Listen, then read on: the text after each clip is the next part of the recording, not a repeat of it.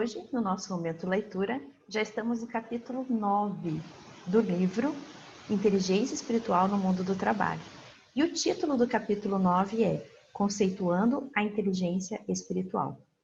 Esse capítulo, o autor Adeildo Nascimento traz para nós sobre os estudos filosóficos e psicológicos que deram origem à questão da inteligência espiritual por Dana Zohar e também por Howard Gardner, que desenvolveu as inteligências múltiplas. Isso lá na década de 1983, e onde a Dana Zohar escrevia já o seu primeiro livro sobre o assunto em 1997.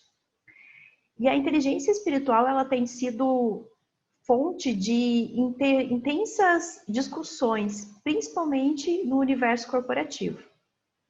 Na década de 90, Stephen Covey, por meio dos seus cursos, do seu livro Os 7 Hábitos das Pessoas Altamente Eficazes, que teve uma proporção muito grande no ambiente corporativo, principalmente na área de recursos humanos e também em várias pessoas que se identificavam com a questão dos hábitos do desenvolvimento humano, e onde o Stephen Covey trouxe que a inteligência espiritual é a mais importante das inteligências, porque ela é a base de tudo. E com isso, o autor traz para nós também as experiências que ele pôde vivenciar.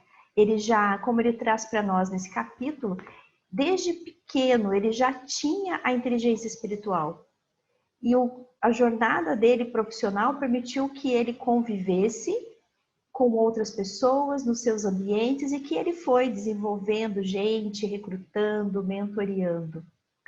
E ele traz para nós a questão dos princípios básicos da inteligência espiritual, que são autoconhecimento elevado com sinceridade pessoal, um profundo conhecimento das minhas crenças, valores, anseios e motivações, e a capacidade de não mentir para mim mesmo sobre eles. Espontaneidade. Viver e se responsabilizar por cada momento da sua vida numa atitude de protagonista e não vítima de situações. Autogestão. Viver e agir conforme suas crenças e valores não negociáveis. Visão holística. Enxergar fronteiras amplas nas suas relações e redes de contatos, sempre com senso de pertencimento. Compaixão. Muito além da empatia, significa estar profundamente conectado com seu próximo e a sociedade como um todo. Diversidade. Saber valorizar pessoas e culturas diferentes de você e não os menosprezar. Independência. Desenvolver altíssimo senso de convicção e não se deixar contaminar pela multidão. Humildade. Se situar como apenas um agente ou personagem numa trama extremamente grande e mesmo assim ter a ciência do seu papel no todo. Senso de propósito, habilidade de perguntar e entender os porquês das questões fundamentais da vida. Senso de vocação, profundo senso de servidão e de retribuição à vida. Então, neste capítulo, o autor traz para nós que esses são os princípios básicos da inteligência espiritual. E como última instância, ele traz para nós que a capacidade de transcender a matéria e o cotidiano através de princípios de vida e de um elevado estado de consciência. E ele discorre também sobre a questão do mundo corporativo que quase o afastou do propósito, exatamente por itens que vimos em outros capítulos, a exemplo da questão do foco inteiramente no dinheiro, nas vaidades, na umbigolatria, como ele mesmo dizendo.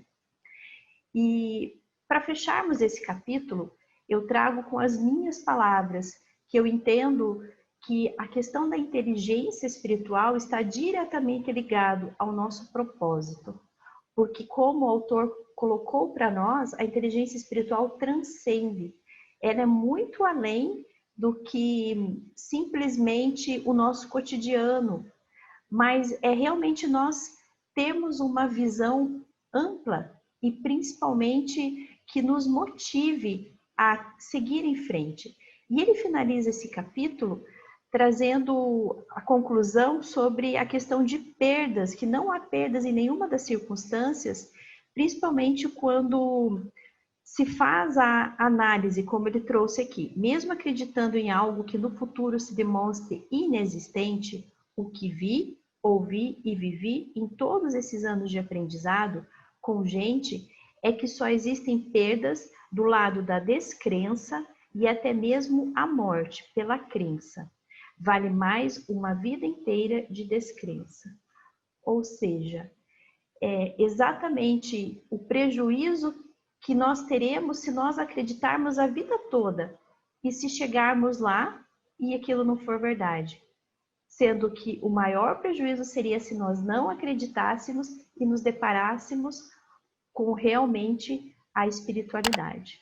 Então, esse é o capítulo 9 do livro Inteligência Espiritual no Mundo do Trabalho. Nos vemos na próxima semana. Até lá!